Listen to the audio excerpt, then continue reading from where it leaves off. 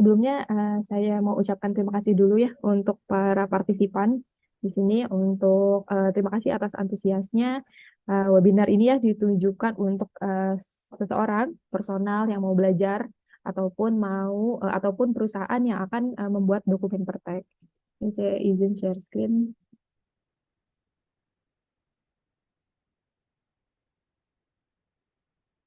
Oke,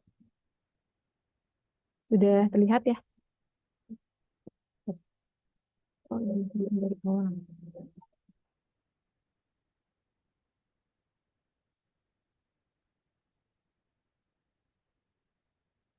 Oke, Bismillahirrahmanirrahim. Assalamualaikum warahmatullahi wabarakatuh. Selamat siang semuanya. Waalaikumsalam warahmatullahi wabarakatuh. Salam kenal. Eh, saat ini, Waalaikumsalam. baik, baik, terima kasih. Saat ini untuk webinar persetujuan teknis air limbah ini kami fokuskan untuk di kegiatan pembuangan dan pemanfaatan air limbah. Karena kalau untuk semuanya ini nggak cukup ya waktunya. Jadi kita langsung masuk ke outline pembahasan. Yang pertama nanti akan saya jelaskan mengenai regulasi persetujuan teknis. Kemudian ada penapisan mandiri. Ada yang ketiga perhitungan neraca air limbah. Kemudian yang keempat ada perakhiran dampak. Lalu yang kelima rencana pengelolaan dan pemantauan lingkungan. Yang keenam mengenai sistem manajemen lingkungan, dan yang terakhir ini ya ada isu dan tantangan saat pengerjaan dokumen kajian maupun standar teknis. Oke, untuk yang pertama, Bapak Ibu, ini mengenai regulasi persetujuan teknis di Peraturan Pemerintah RI nomor 22 tahun 2021. Mungkin dapat dilihat ya di peraturannya, ini mengenai penyelenggaraan perlindungan dan pengelolaan lingkungan hidup. Ini mengatur penyelenggaraan perlindungan dan pengelolaan mutu air. Ini dilakukan terhadap air yang ada di badan air. Salah satunya adalah perencanaan, pemanfaatan, pengendalian, dan pemeliharaan. Nah, khusus yang pengendalian ini dijelaskan ini bisa dibagi tiga, ada pencegahan, ada penanggulangan, dan ada pemulihan untuk mutu airnya. Nah, salah satunya untuk pencegahan pencemaran air, ini ada sumber titik, apakah ada penyediaan sarana dan prasarana, kemudian 5R, ada penetapan baku mutu air limbah. Nah, ini ada masuk untuk persetujuan teknis ada di sini ya. Persetujuan teknis untuk pemenuhan baku mutu air limbah, kemudian nanti di dalamnya harus ada kompetensi personil yang menangani IPAL-nya, kemudian internalisasi biaya perlindungan dan pengelolaan mutu air, dan penerapan sistem alokasi beban pencemar air. Nah, kalau selanjutnya ini ada penanggulangan pencemaran air. Ini apabila baku mutu air limbahnya, baku mutu air permukaannya ini sudah terlampaui ya, bisa pengisolasian pencemaran air atau penghentian sumber cemaran air ini tidak boleh dibuang ke badan air atau cara lain sesuai dengan perkembangan teknologi. Kemudian untuk pemulihannya, ini ada pemulihan mutu air, salah satunya adalah pembersihan unsur pencemar, kemudian remediasi, rehabilitasi, dan restorasi. Nah, selanjutnya ini untuk general. Untuk definisi ya, definisi praktek sendiri adalah persetujuan dari pemerintah pusat ataupun daerah berupa ketentuan mengenai standar perlindungan dan pengelolaan lingkungan hidup, dan atau analisis mengenai dampak lalu lintas usaha dan atau kegiatan sesuai peraturan undang-undangan. Mungkin ini terminologinya untuk menggantikan izin pembuangan limbah cair ya, Bapak Ibu. Kalau dulu disebutnya IPLC, sekarang Pertek. Nah, untuk apa saja yang harus ada di dokumen Pertek, tata caranya itu sudah sangat jelas tertuang di Permen LHK 5 2021.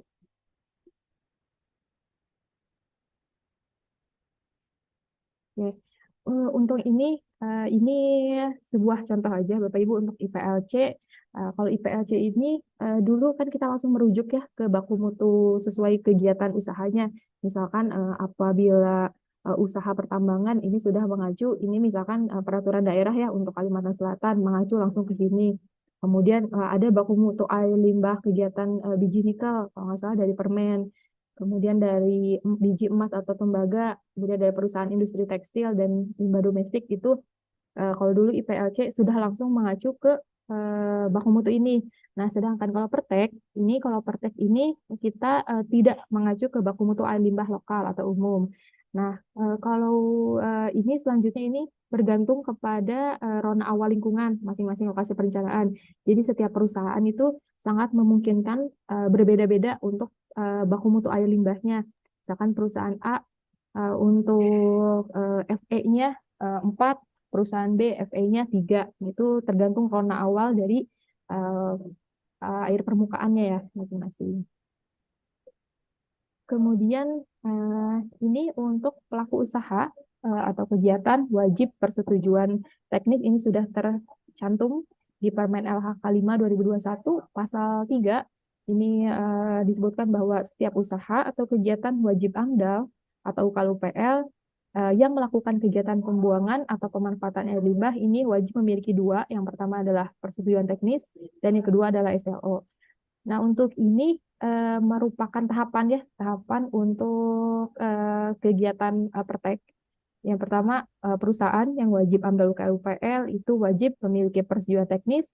Setelah memiliki persetujuan teknis, ini harus dicoba dulu IPAL-nya, diuji coba selama 2 bulan apakah memenuhi baku mutu air limbah yang diajukan atau tidak.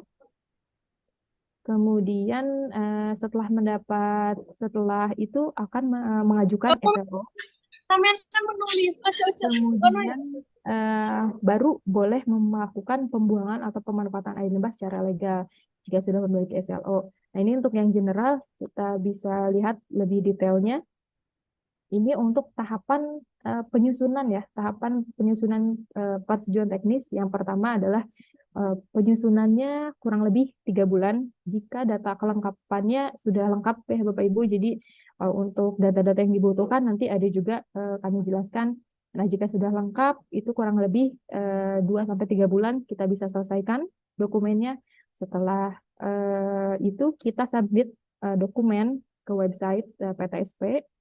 Nah, setelah kita submit, kita tunggu biasanya ada revisi dari PTSP apakah dokumen kita ini sesuai dengan Permen LH 5 atau tidak. Kalau belum, kita harus revisi. Kalau sudah, kita bisa maju ke validasi pengajuan.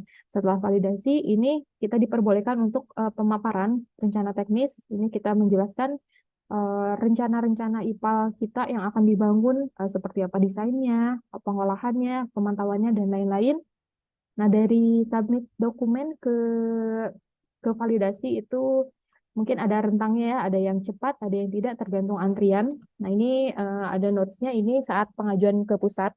Jadi kurang lebih 1-9 bulan itu kita pengajuan, kemudian dari validasi, kemudian menunggu jadwal sidang itu kurang lebih 1 bulan. Kemudian setelah kita memaparkan, nah sebelum mendapatkan SK itu ada saat pemaparan itu ada beberapa temuan mungkinnya yang dituang di berita acara dan itu kita harus revisi, harus perbaiki sampai dengan kita mendapatkan SK persetujuan teknis. Nah, setelah mendapatkan SK ini belum selesai ya Bapak Ibu. Tadi kan dari pasal 3 ini wajib memiliki yang pertama persetujuan teknis, yang kedua adalah SLO. Setelah kita memiliki persetujuan teknis, barulah kita mengajukan SLO. Nah, untuk SLO tahapannya seperti ini, kurang lebih saat penerbitan sudah ada, kemudian kita lakukanlah commissioning dan uji coba IPAL. Nah, ini dilakukan selama 2 bulan. Apabila 2 bulan ini sudah memenuhi, kualitas outletnya sudah memenuhi baku mutu air limbah yang diajukan, kita bisa maju untuk integrasi persetujuan lingkungan, kemudian bisa pengajuan SLO. Nah, dari pengajuan SLO ini juga kita dari website PTSP, kemudian masuk ke verifikasi lapangan dari KLHK mungkin atau dari dinas nanti akan memverifikasi langsung, datang ke perusahaan, dilihat apakah IPAL-nya ini dibangun sesuai dengan dokumen Pertek atau tidak. Kemudian apakah ada temuan di berita acara, apakah harus ada yang diperbaiki dan lain-lain sampai akhirnya terbit SLO. Nah, setelah terbit SLO, maka untuk IPAL itu bisa secara legal digunakan sebagai pengolahan, dan pengolahan airnya bisa dibuang atau dimanfaatkan sesuai dengan rencananya.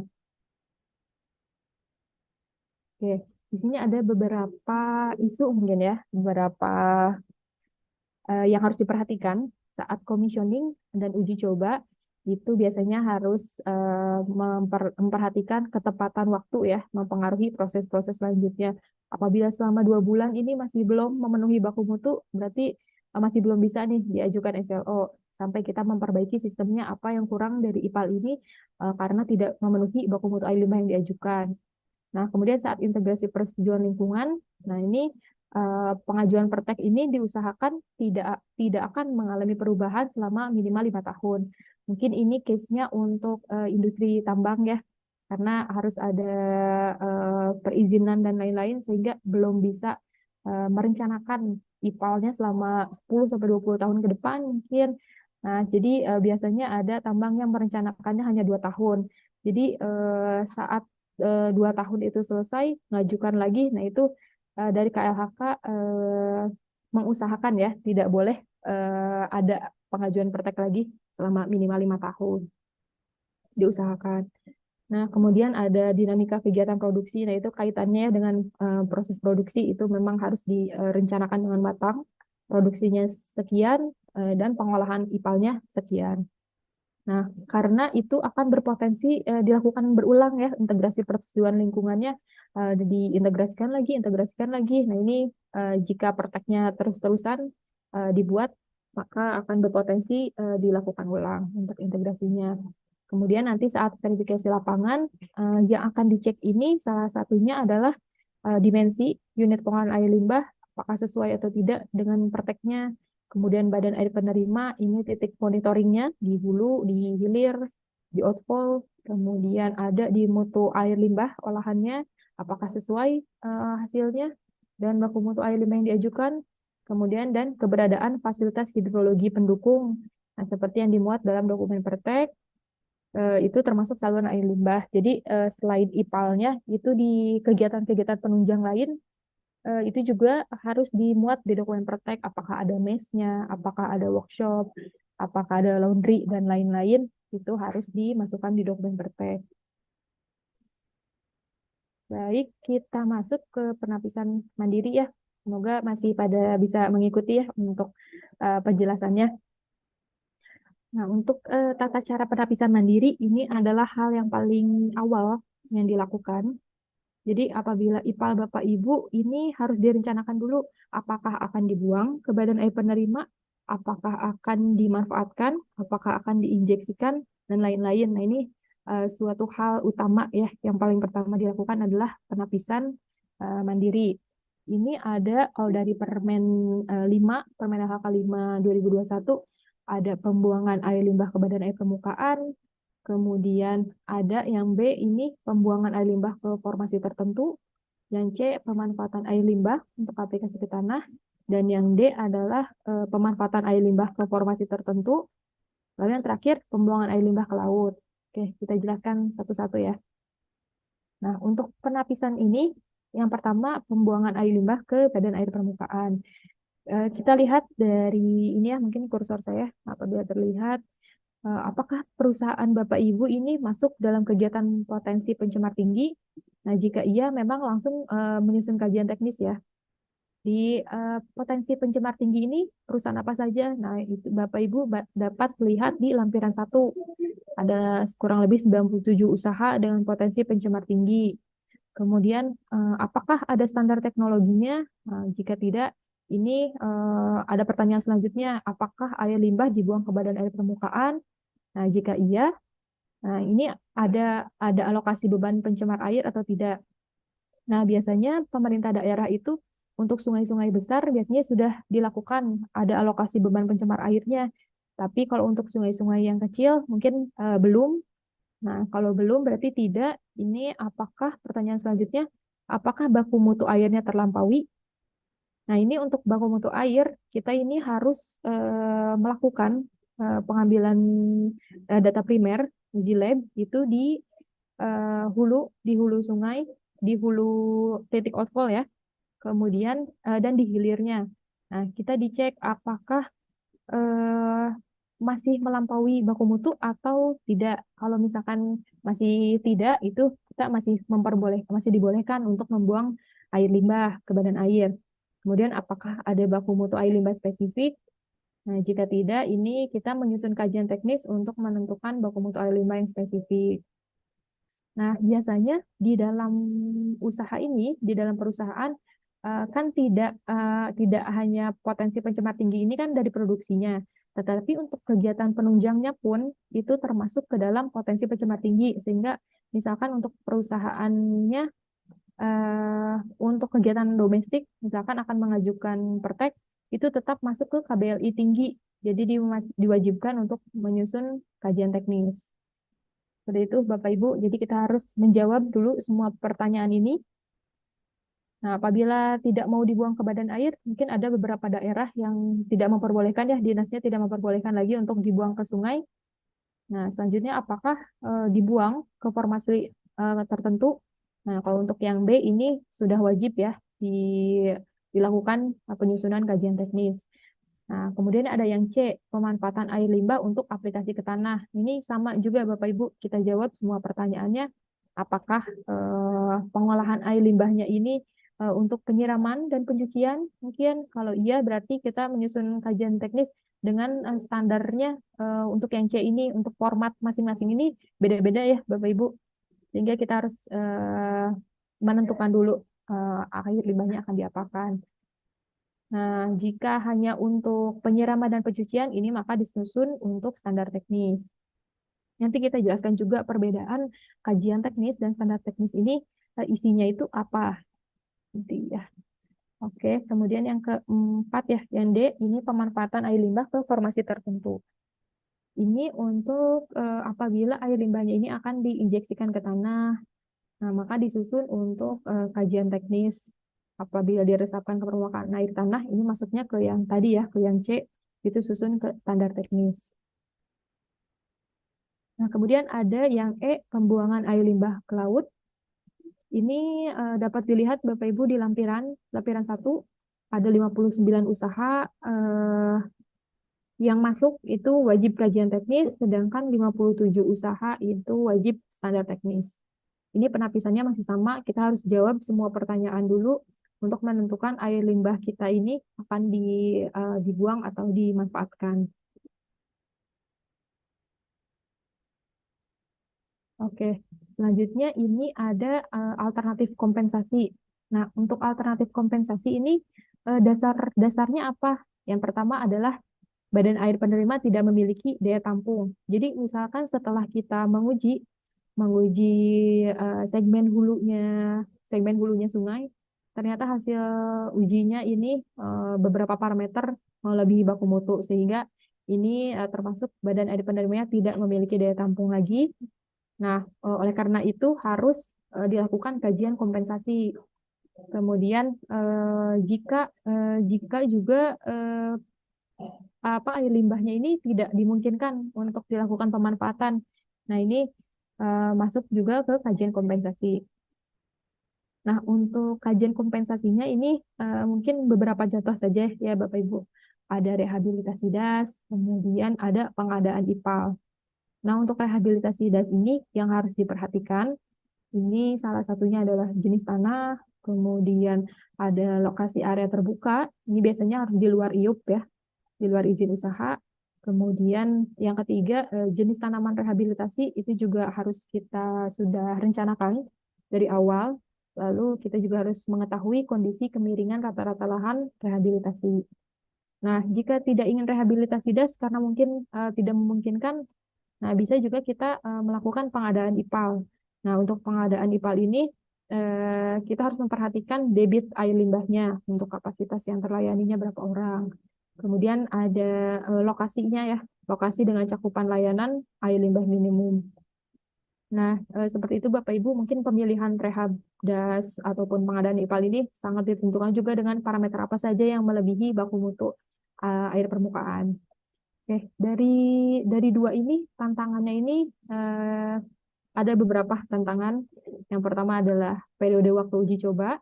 Ini menyesuaikan dengan rencana penambangan. Kemudian ada lokasi kompensasi. Itu biasanya harusnya di luar izin perusahaan. Kemudian yang ketiga adalah perizinan lahan atau lokasi kompensasi karena misalkan kalau rehabilitasi das kan kita harus ada izin lahan juga. Ya, sampai sini semoga masih paham ya, masih mengikuti. Kemudian ini bentuk pengelolaan. Ini bentuk pengelolaan yang dapat diajukan.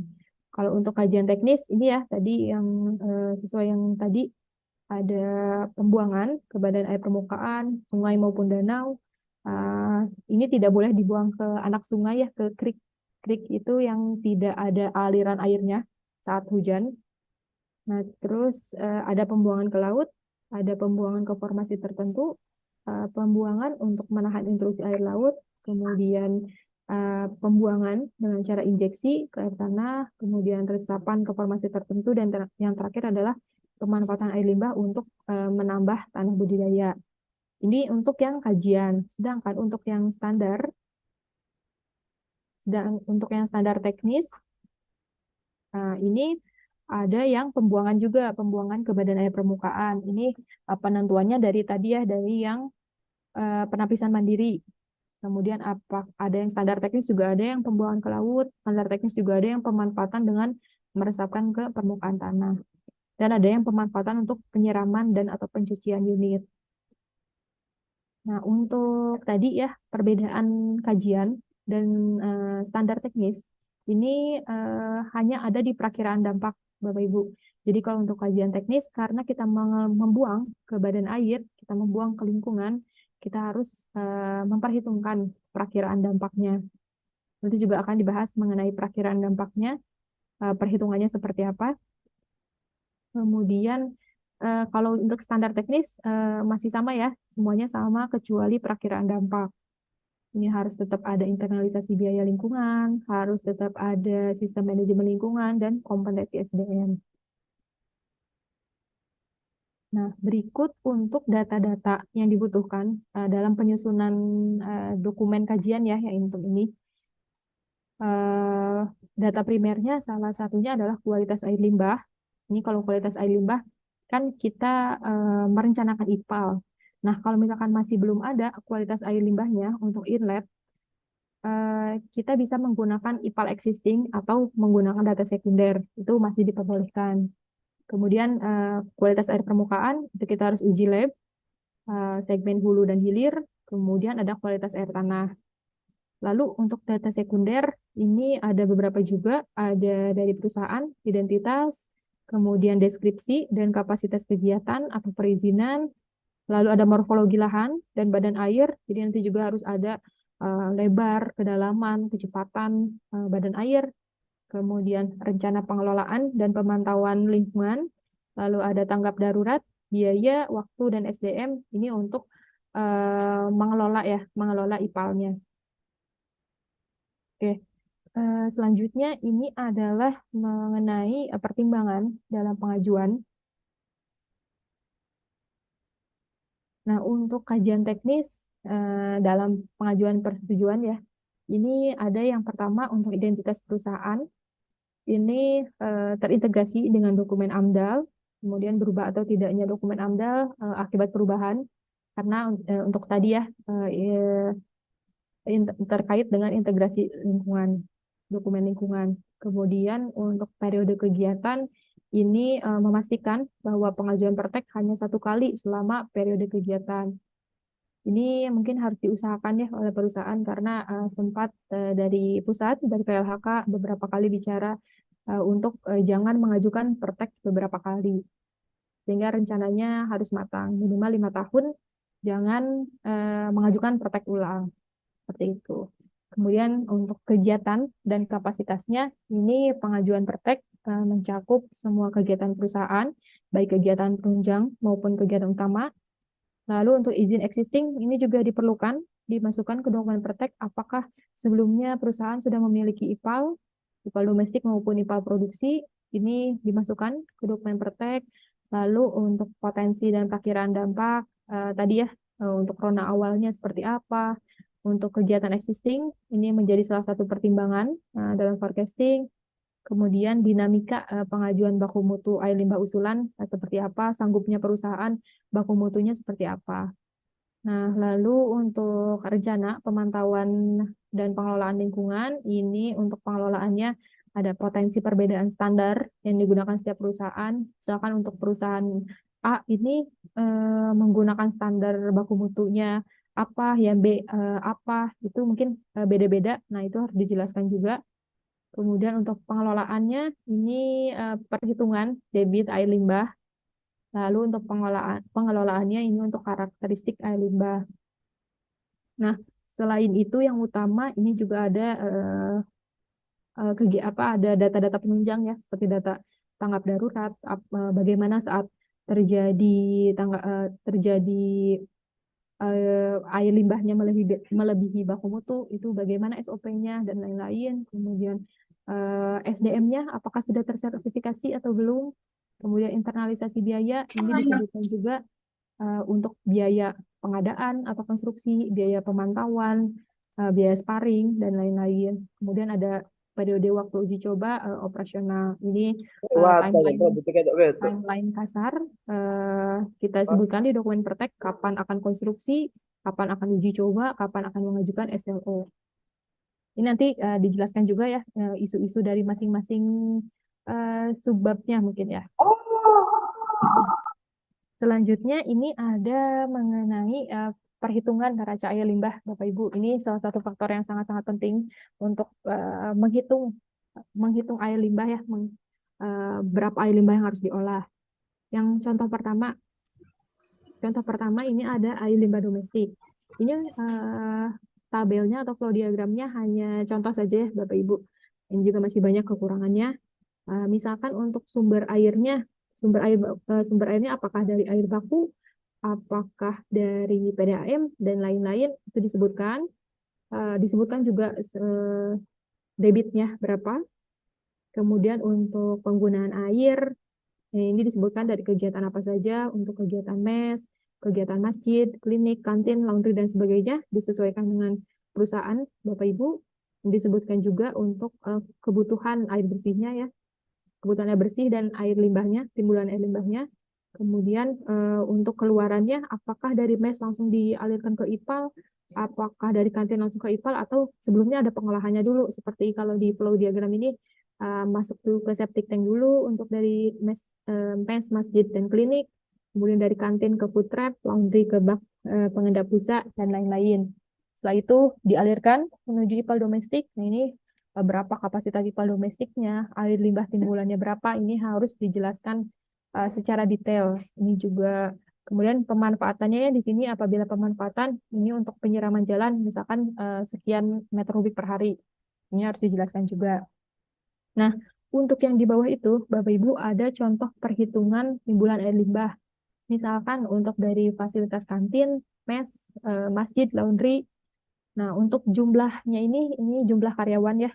Jumlah karyawan ini diperkirakan untuk yang maksimum. Misalkan kita IPAL-nya ini untuk sampai 5 tahun ke depan. Berarti jumlah karyawannya juga harus diikutkan untuk sampai 5 tahun ke depan. Apakah ada penambahan karyawan atau tidak. Nah, kemudian kita lihat untuk standar kebutuhan airnya. Ini salah satunya ya mengaju ke SNI 037065/2025. Misalkan untuk kantin ini 15 liter per orang per hari. Kemudian kita totalkanlah kebutuhan airnya berapa dan bisa dihitung untuk timbulan air limbahnya. Misalkan 80% dari air bersih. Itu juga harus dijelaskan 80%-nya kenapa dan 20%-nya kemana. Itu harus dijelaskan jelas di neraca air ini.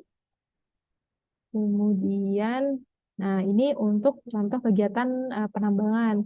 Ini untuk neraca airnya dijelaskan. Untuk kalau air tambang ini kan sumber air limbahnya dari curah hujan ya, dari air hujan yang masuk ke catchment area. Nah, catchment ini berupa apa harus disebutkan. Apakah berupa disposal, apakah topsoil, kemudian luasan catchment areanya berapa, lalu apakah langsung dialirkan menuju settling pond atau menggunakan sampit dulu. dialirkan menuju Sampit, dari Sampit kemudian mungkin dipompa, ada berapa pompa, kapasitasnya berapa, itu harus dijelaskan. Kemudian eh, setelah itu dipompakan menuju settling pond. Kapasitas settling pondnya juga ini harus dijelaskan berapa kubik. Nah, di settling pond maupun di Sampit ini akan terjadi evaporasi maupun infiltrasi. Nah, ini baru evaporasi ya, kurang dari infiltrasi. Itu harus dihitung juga. Kemudian setelah itu baru dibuang ke sungai dengan debit kilimpasannya berapa. Dan untuk debit sungainya ini juga berapa.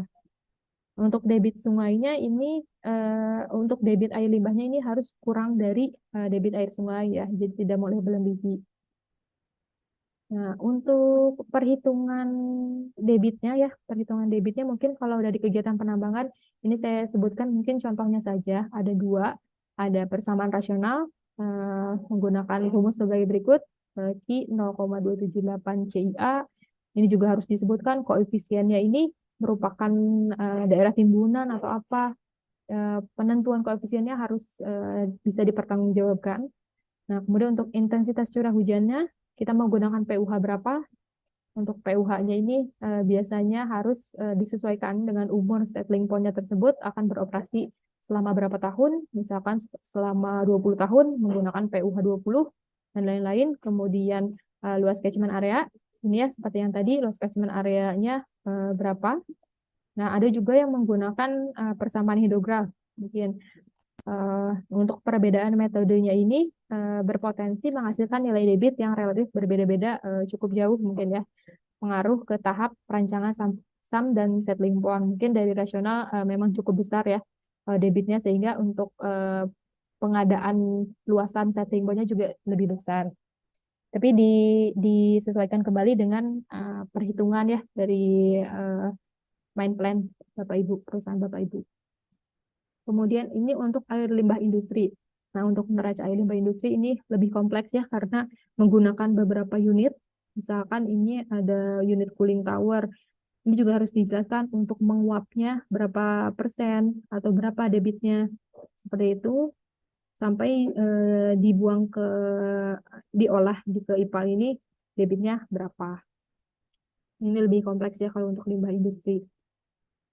Kemudian setelah itu ini masuk ke neraca massa. Jadi setelah kita tahu neraca airnya seperti apa, ini juga kita harus membuat neraca massa penyisihan. Nah, untuk neraca ini mungkin nanti dijelaskan lagi di bab selanjutnya ya. Ini hanya secara general kita akan membuat neraca massa. Ini ada kondisi inlet. Nah, ini seperti yang saya bilang tadi, apabila data inletnya ini tidak punya, ini bisa menggunakan IPAL existing maupun data sekunder. Kemudian outletnya, ini outlet kita pengajuan baku mutu air limbahnya. Jadi setelah kajian ini kita akan mengajukan mengajukan angkanya yang sedemikian, misalkan pH 6 sampai 9, TSS-nya 100, Fe 2,5 dan Mn 1,5. Ini untuk air limbah tambang ya, untuk yang di atas. Nah, ini yang di bawah, ini contoh untuk air limbah domestik. Parameternya lebih banyak. Untuk inletnya juga bisa menggunakan data sekunder maupun data yang sudah existing. Sehingga untuk outletnya, pengajuannya di angka berapa.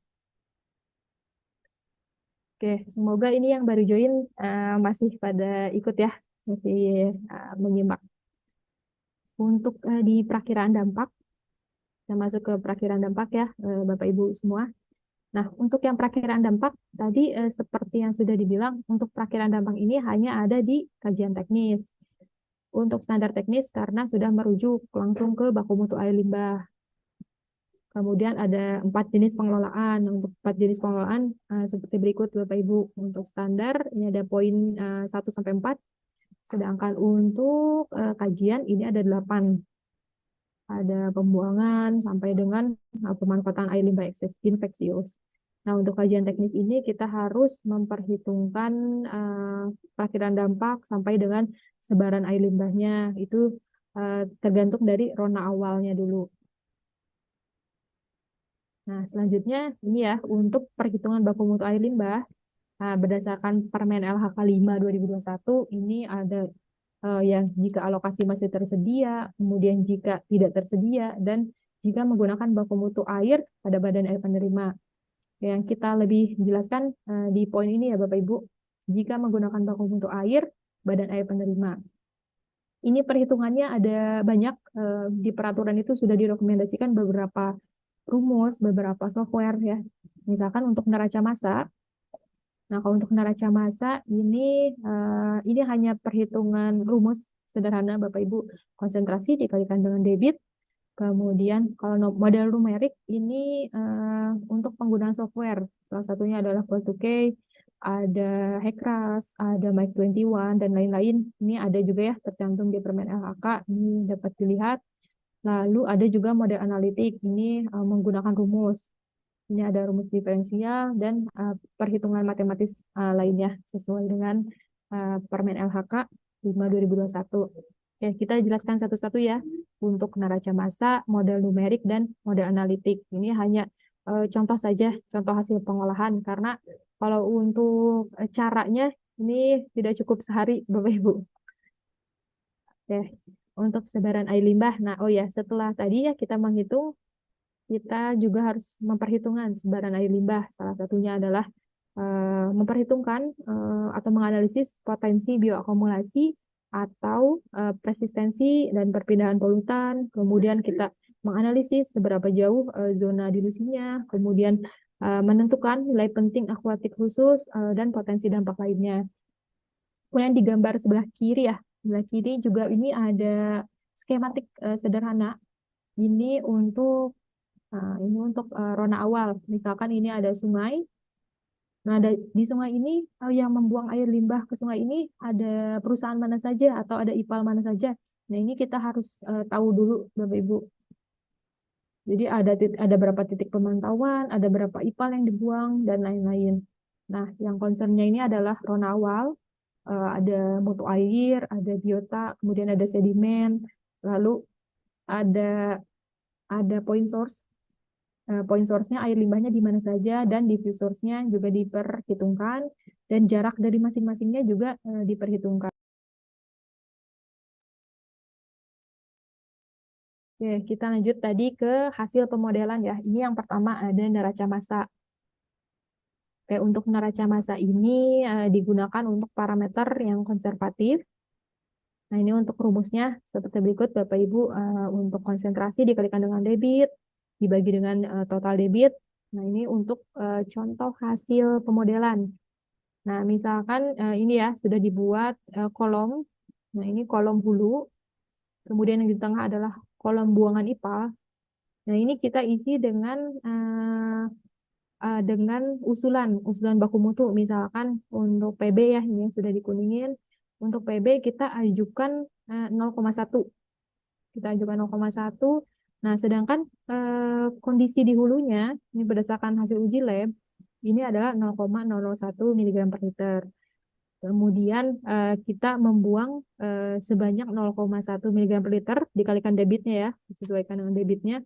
Nah, debit air limbahnya misalkan 1,14 meter kubik per detik. Lalu sehingga di hilirnya ini dapat diketahui, Bapak Ibu, kita tahu di hilirnya ini kurang lebih akan ada 0,005 mg PB yang terkandung. Nah, sedangkan kita bandingkan lagi dengan baku mutu air permukaan. Ini baku mutu air permukaannya ini untuk yang PP22 2021, ini untuk yang kelas 2. Untuk BM-nya ini adalah 0,03. Nah, sehingga di yield-nya ini 0,05, berarti kita masih bisa mengajukan 0,1. Seperti itu, Bapak Ibu. Nah, tapi untuk pengajuan baku mutu air limbahnya ini harus tidak apa ya, harus dikurang dari baku mutu lokal. Tetapi meskipun di sini masih bisa lebih dari 0,1, tapi dalam baku mutu lokal sudah 0,1 maksimal, itu kita tidak boleh lagi. Misalkan jadi 0,2, itu tidak diperbolehkan. Jadi kalau misalkan baku mutu lokalnya lebih kecil, kita ikut. Nah, kalau misalkan kita mengajukan lebihnya, itu kita tidak diperbolehkan. Itu untuk yang kajian teknis ya Bapak Ibu. Nah, selanjutnya ini untuk hasil pemodelan sebaran air limbah menggunakan software Mike21. Ini contohnya yang laut. Ada ini ada inputan dari sungai. Nah, kita bisa tahu jaraknya. Jaraknya ini seberapa jauh untuk masing-masing parameter. Untuk data yang dibutuhkannya dari masing-masing software mungkin beda-beda ya Bapak Ibu. Semakin lengkap softwarenya, semakin banyak juga data yang dibutuhkannya. Seperti yang untuk mic ini kan karena bisa langsung lihat visual ya. Nah, ini jadi kita butuh arah kecepatan angin, batimetri, morfologi badan air, kemudian pola dan kecepatan arus badan air, pasang surut, dan lain-lainnya. Nah, kemudian ini untuk model leg to K, ini juga semakin banyak ya data yang dibutuhkannya, ada topografi dan lain-lain. Kemudian ini yang lumayan banyak, lumayan sering banyak digunakan. Ini untuk qual to K, untuk model numerik ya. Nah, untuk qual to K ini ada kekurangannya juga ya Bapak Ibu dari masing-masing uh, software itu ada kekurangan dan kelebihannya masing-masing. Kalau qual to K ini untuk parameter non-konservatif. Untuk data-datanya ini debit badan air dari hulu, kemudian lokasi pembuangan air limbah untuk outfall, lalu debit air limbah dan mutu badan air hulu dan hilir, dan lain-lain. Untuk morfologi juga dimasukkan koordinat dan lain-lain. Nah, untuk hasilnya ini berupa grafik seperti ini Bapak Ibu. Jadi ini ada titik untuk yang TSS ya, ada titik 3. Nah, ini kita sebut saja yang sebelah kiri ini hulu, yang tengah adalah tengah, yang akhir adalah hilir.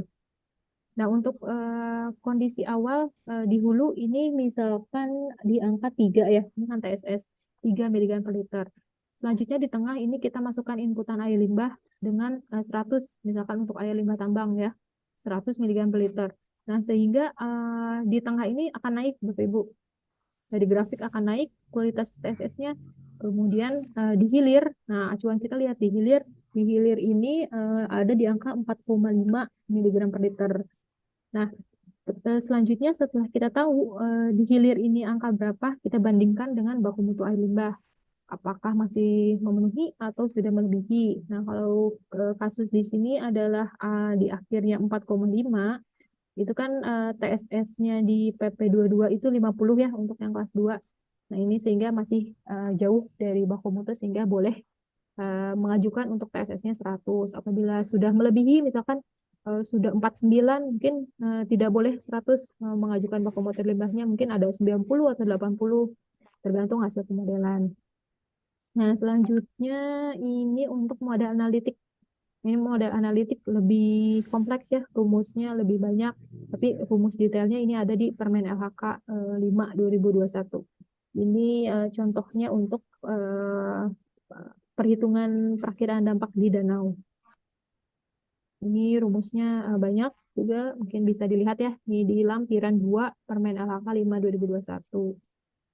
Selanjutnya untuk sifat penting dampak. Nah, setelah tadi kita menghitung perakiraan dampak, selanjutnya kita adalah menilai sifat penting dampak. Nah, yang untuk dinilainya ini ada beberapa poin. Salah satunya adalah komponen lingkungan terkena dampak, apa saja, kemudian apakah biota air, dan lain-lain. Kemudian intensitas atau lamanya dampak berlangsung. Ini pengoperasian IPAL ini akan berapa tahun? Mungkin 10-20 tahun. Kemudian berbalik atau tidaknya dampak, lalu apakah terkumulatif dampaknya, kemudian luas sebaran dampaknya seperti apa, kemudian jumlah manusia yang kena dampak siapa saja, berapa kakak, apakah ada masyarakat yang menggunakan air tersebut, ya, air sungai tersebut, dan lain-lain. Nah, ini adalah menilai penting atau tidak penting.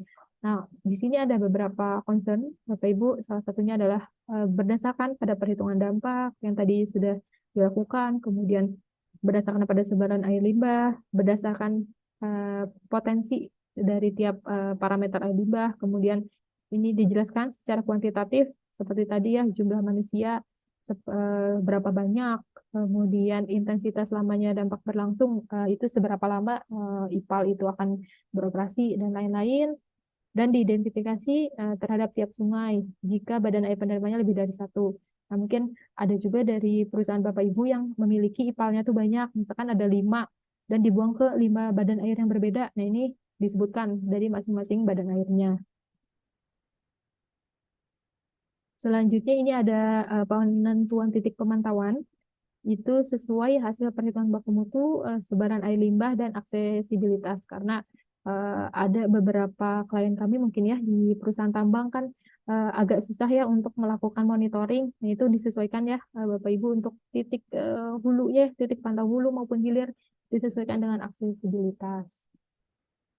Seperti itu mungkin Bapak Ibu tadi penjelasan mengenai regulasi, mengenai kita balik lagi penjelasan mengenai regulasi, mengenai penapisan mandiri, mengenai perhitungan raca air limbah, dan perakiraan dampak.